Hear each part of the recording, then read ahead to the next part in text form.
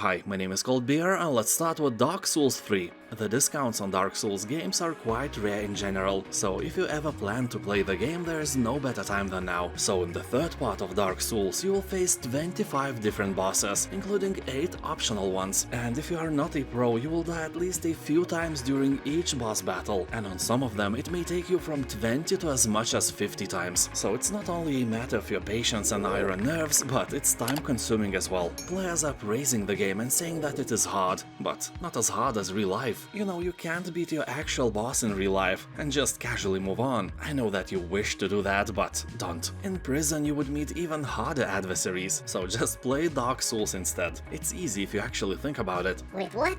Oh, shut up. And on Humble Bundle there are more Steam game deals than ever. 5 collections filled with awesome games. Puzzle Games Bundle, including The Witness, Manifold Garden, The Talos Principle and others. Then this great Mega Man games collection, a must-have for every Mega Man fan. And Controllered Chaos Collection, with such games like Man-Eater, Orcs Must Die 3, Destroy All Humans 2, etc. Then an Indie Games collection filled with fantastic cozy titles, and a wonderful Souls-like bundle which includes a Remnant from the Ashes, Hellpoint and others. All my affiliate links to these collections you will find in the pinned comment below. Check them all, the time is ticking, soon all of them will be gone. Dead Space 2. First part of the game was completely rebuilt and is the owner of more than 90% of positive reviews now. It was an absolute success and an example of how games should be redone in the right way. So Dead Space 2 almost definitely will get a remade version as well, and you can just actually wait for it. But price-wise, it won't be as friendly as it is now. And honestly, the second part of Dead Space still looks very impressive. I've seen worse looking games created nowadays, to be fair. So here, 3 years after the necromorph infestation aboard the USS Ishimura, you awaken from a coma, confused, disoriented, and on a space station called the Sprawl, a giant object in orbit around Saturn. Unable to remember how you got here and plagued with demented visions of your dead girlfriend, you must survive another nightmarish outbreak of necromorphs. The game's fantastic review score is above 90% and it's a must-play for every immersive Sims fan. GTFO. This is a 4-player cooperative game. Good news for you, since you are obviously short of friends, the vacuum of your life can be filled with bots here. Playing with them can be irritating at first, but when you learn their mechanics, it's actually quite fun. Said every lonely person ever. Oh, shut up. Of course, game developers still recommend playing with real people since the game requires a level of communication and tactical combat, and a good strategy is necessary to win the game. Many of the creatures of GTFO are suspended in state of hibernation, so light, noise and vibrations can easily wake these sleepers up. Better leave your multi-purpose, noisy, vibrating flashlight at home. So if one of the creatures knows you are there, they all know. Be cautious when deciding on shooting. This game will truly test your patience, since it is a hardcore shooter and it doesn't have a difficulty setting. Although despite the fact that the graphics and atmosphere are amazing, GTFO can become quite repetitive rather quickly. Hob. The game was made by the same guys who created legendary Torchlight and Torchlight II. Presented without text or dialogue, Hub stories revealed as you explore a mysterious planet and interact with the strange life forms that inhabit it. You will transform this world by solving puzzles and repairing the planet itself. The landscape will change before your eyes, opening new areas to uncover and explore. People are saying that the game is just a partial RPG, it's mostly oriented to puzzle solving, but in general will scratch the itch you have for the great games you may never have heard of before. Although be warned that without a controller the experience may not be the same. Be sure you have it. Actually, playing Hob without one, it's like trying to ride a traditional bike by pedaling with your hands. Nioh 2, the Complete Edition.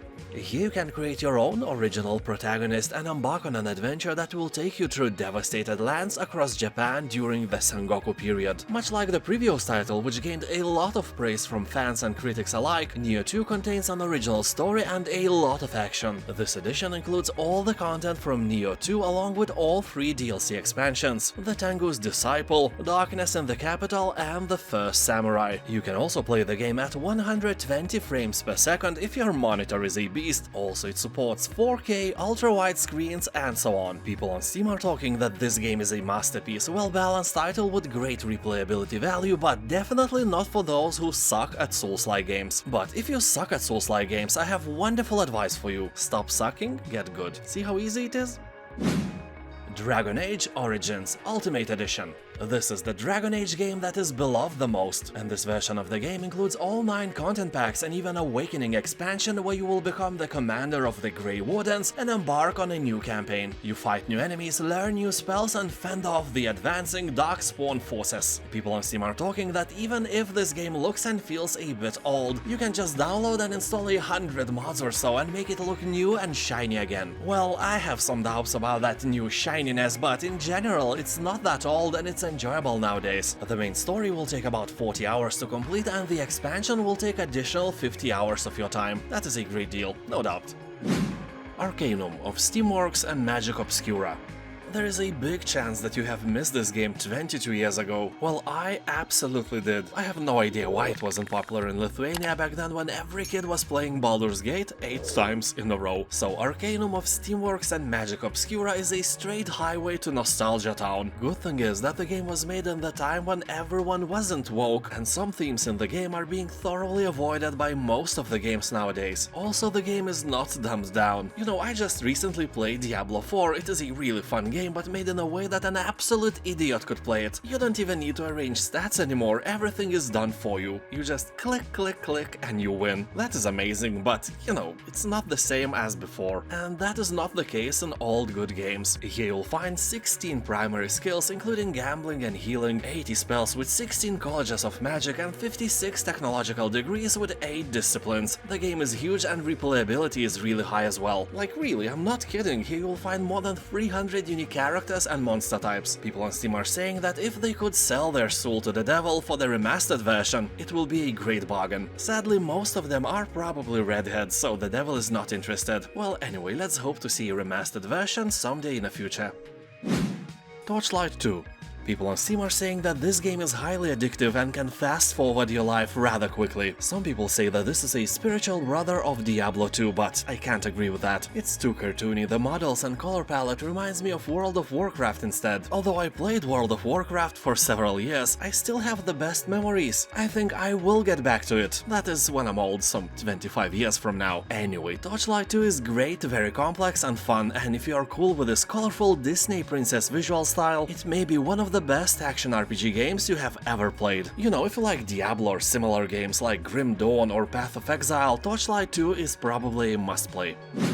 Mass Effect Legendary Edition. This is an awesome game. Well, 3 remastered games in one remade with shiny new graphics and details. Although I must admit that the graphics of the first part are still morally old. So the more you play, the more beautiful the game gets. So don't expect miracles, these are all the games with not so fancy overhaul as Crysis franchise. First Mass Effect was released in 2007, so really long time ago. Anyway, if you like science fiction space operas, Mass Effect is one of the best there is. It has a great plot, many twisted turns of events, mysteries on every corner, giant robots, giant spaceships and giant space stations. Everything is giant here. It's also full of great characters as well, and it has about 90% of positive reviews on Steam. By buying Legendary Edition, you will get all 3 remastered Mass Effect games with all the DLCs and other stuff included and remade in one huge game.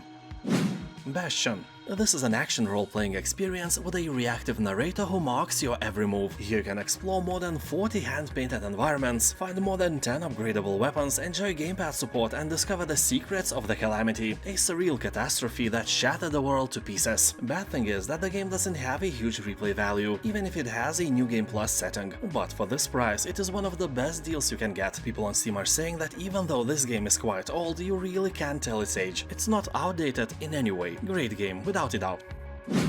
It Takes Two. As you can probably imagine, this is a co-op game for 2 people. Here you can invite a friend to join for free with Friends Pass, and together master unique and connected character abilities, help each other with the obstacles, and have a great time in general. For example, my friend who's 40+ years old and usually plays games like Detroit Become Human, Observer, The Last of Us and similar gloomy stuff, played this with his wife, and he said that this was the best game he tried in half a year. So it's obvious that the game has no age or genre restrictions, it's just pure fun. So grab your mother-in-law and have fun together. It Takes Two has overwhelmingly positive reviews, but that's probably obvious as well.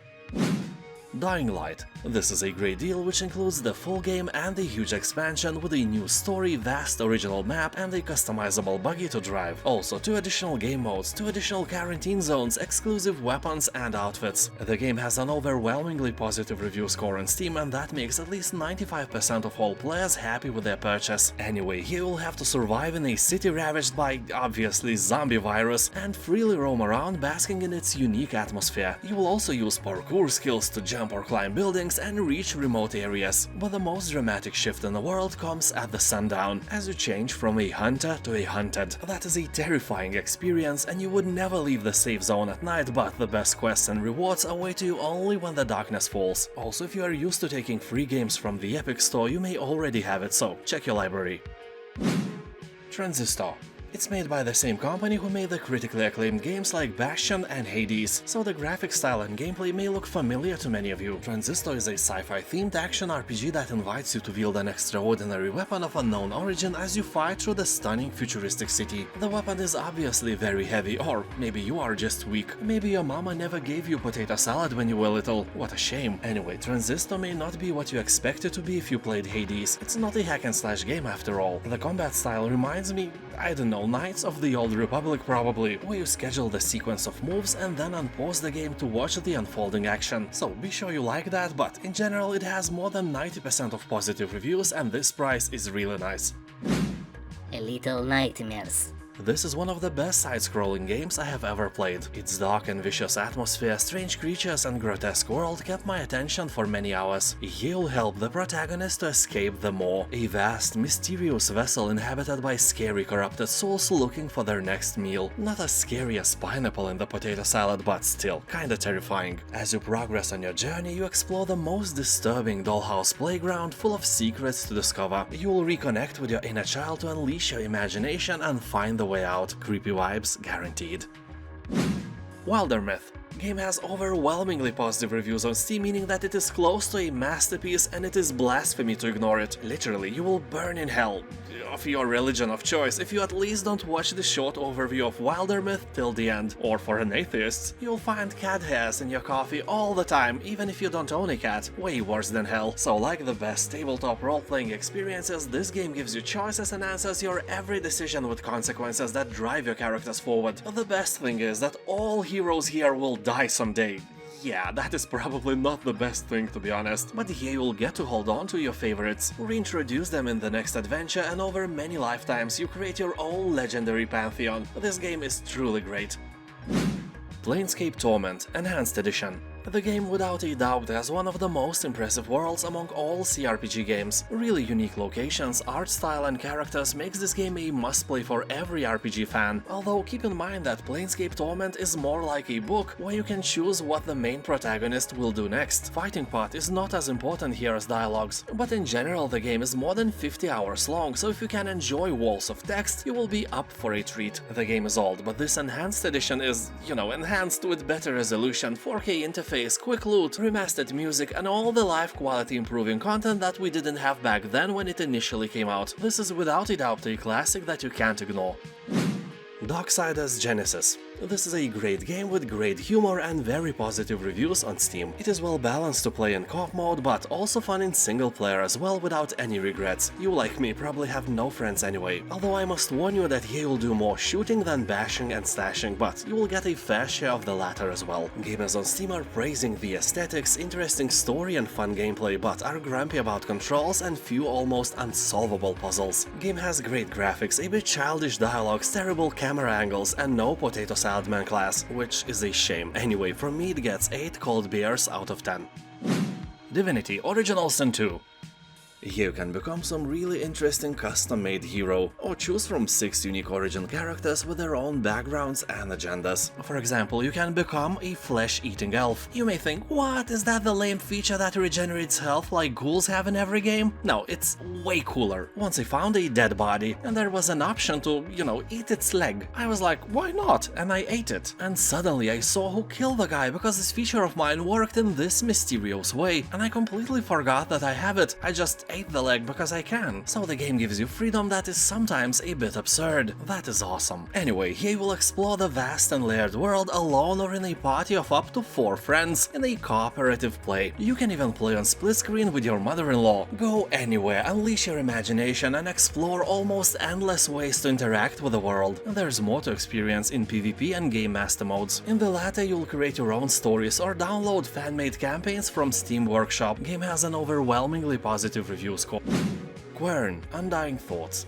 This is a first-person puzzle adventure game inviting you on a journey to explore the beautiful land and solve many challenges. You'll put your IQ to the test with the increasingly complex puzzles and unravel the mysteries of the island. Remember Myst? So it's quite the same. It is original and solving one or another puzzle is really rewarding, you know, for your ego. People on Steam are saying that Quern is one of the best puzzle games they ever played. It also has more than 90% of positive reviews, and the bad ones are mostly about technical issues. People don't realize that you should check your graphic card drivers all the time. For example, I couldn't even run Elden Ring without updating them. Anyway, this is a great game, really worth your money even when not on a sale.